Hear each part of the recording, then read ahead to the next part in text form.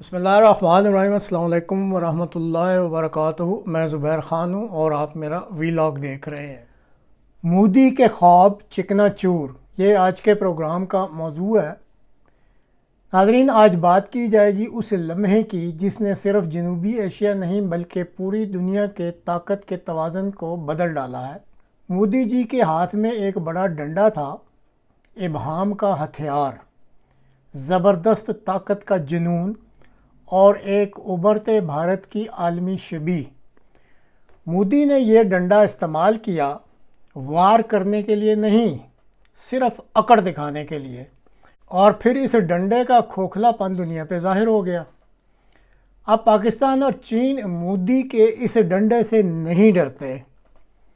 دنیا نے بھی دیکھ لیا کہ بھارتی فضائیہ کو روکا جا سکتا ہے، اور پاکستان جسے مودی ہمیشہ مٹانے کے خواب دیکھتا رہا، آج کمزور نہیں بلکہ پہلے سے زیادہ بیدار اور مضبوط ہو کے ابھرا ہے۔ اسی سال 7 مئی سے 10 مئی تک ہونے والا قضیہ پاکستان اور بھارت کے درمیان صرف ایک جھڑپ نہیں تھی، یہ دونوں ممالک کا دنیا بھر میں اپنا اپنا امیج بدلنے کی کوشش تھی۔ طاقت کے توازن کو نئے سرے سے لکھنے کی کوشش تھی، لیکن بھارت کا وار جو سب کچھ روند ڈالنے کے لیے کیا گیا تھا، خود بھارت کی کمزوری دنیا کے سامنے لے آیا۔ وہ فضائی برتری جس پر بھارت دہائیوں سے گھمنڈ کر رہا تھا، وہ آزمائی گئی اور شکست کھا گئی۔ مودی نے جو ڈنڈا پاکستان کو توڑنے کے لیے اٹھایا تھا، وہی ڈنڈا ہوا میں ٹوٹ گیا۔ اب دیکھتے ہیں کہ مودی کا دراصل اصل کھیل کیا تھا۔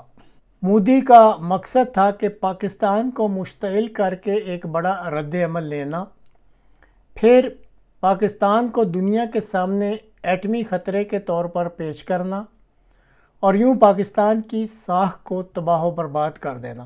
لیکن دوسری طرف پاکستان آنکھ جھپکے بغیر ڈٹا رہا، نہ گھبراہٹ دکھائی نہ جلد بازی کی، صرف حکمت اور تحمل سے کام لیا۔ چینی سیٹلائٹس، ریڈار کوریج اور میزائل نیٹ ورک کے ساتھ پاکستان نے شکست کو کامیابی میں بدل ڈالا۔ رافیل کی برتری کا بھارتی خواب سب ختم شد ہو گیا۔ بھارتی نیوی کی شان INS وکرانت کو بھی سمندری پانیوں میں پیچھے ہٹنا پڑا، اور بھارت کا سب سے بڑا ہتھیار نفسیاتی برتری بھی پھر سے اڑ گیا۔ بھارتی نعروں کے باوجود نہ تو اسلام آباد گرا، نہ ہی کراچی پورٹ تباہ ہوا، اور نہ ہی عاصم منیر کو گرفتار کیا گیا۔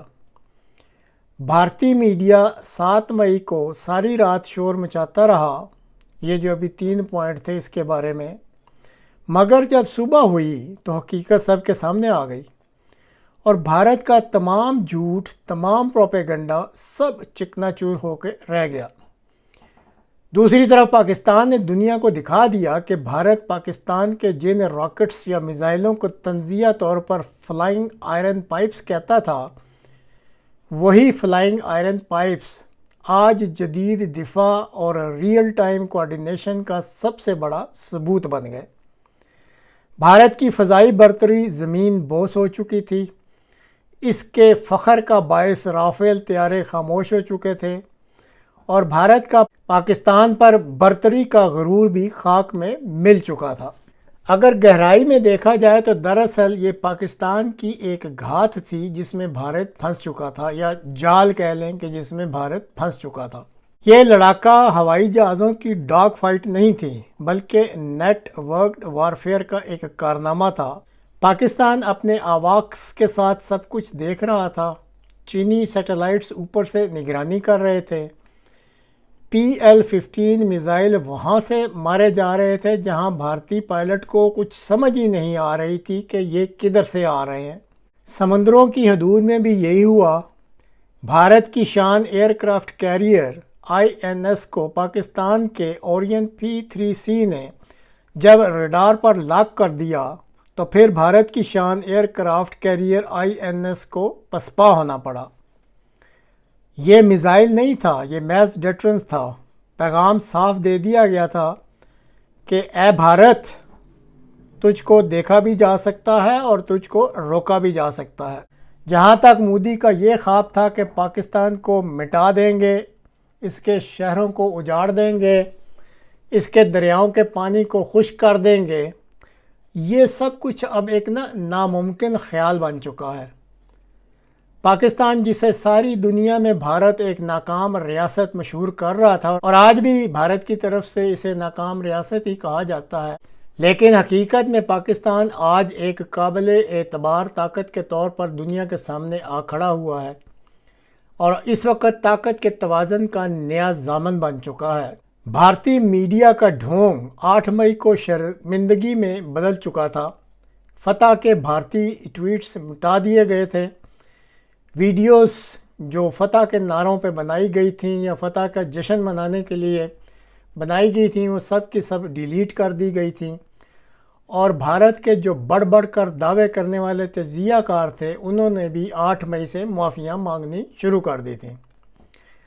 اس وقت تک کی صورتحال کے مطابق اب نہ چاہتے ہوئے بھی مودی کو ہر صورت پیچھے ہٹنا پڑ رہا ہے، کیونکہ مئی کی 4 روزہ پاک بھارت جنگ نے نہ صرف بھارت کی اس جنگی پالیسی کو ناکام بنا دیا ہے، بلکہ بھارت کی یہ جو پالیسی اور حکمت عملی تھی اور سبز باغوں کے جو سنہرے خواب بھارت دیکھ چکا تھا، ان سب کو اب شکست ہو چکی ہے۔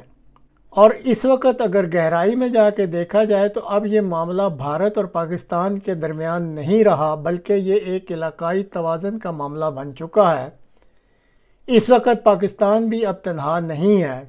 چین اور پاکستان جنگی صورتحال میں اب ایک دوسرے کے ٹیسٹڈ دوست بن چکے ہیں۔ اکھنڈ بھارت کا خواب بھی چکنا چور ہو چکا ہے۔ مودی اب کبھی بھی اپنی سینے کی چوڑائی نہیں دکھلا سکے گا، اور دنیا نے بھی دیکھ لیا کہ پاکستان اب وہ پاکستان نہیں رہا جو کل تھا۔ آج کا پاکستان فوجی لحاظ سے پر اعتماد ہے، پرسکون ہے۔ پاکستان کے فیلڈ مارشل کی طرف سے آرمی راکٹ فورس کمانڈ کی تشکیل آئندہ کی واضح حکمت عملی بتلا رہی ہے، اور ایسی حکمت عملی کسی ناکام ریاست کا انداز نہیں ہوتا، یہ اسی فوج کا انداز ہوتا ہے جو اپنی سرحدیں تھام لیتی ہے اور دنیا بھر کو آئندہ کا نقشہ بھی دکھانا شروع کر دیتی ہے۔ بہرحال اس خطے میں امن کی بنیاد رکھنے کے لیے ضروری ہے کہ جب بھارت اور پاکستان ایک دوسرے کی صلاحیتوں کو دل سے تسلیم کر لیں اور اکڑ اور جہالت کو ختم کر کے ایک دوسرے کے لیے احترام اور برداشت کو فروغ دینا شروع کر دیں۔ ناظرین، مشورہ ہی دیا جا سکتا ہے، لیکن دونوں ممالک اس مشورے کو ماننا چاہتے ہیں یا نہیں، یہ تو بہرحال حکمرانوں کا کام ہے۔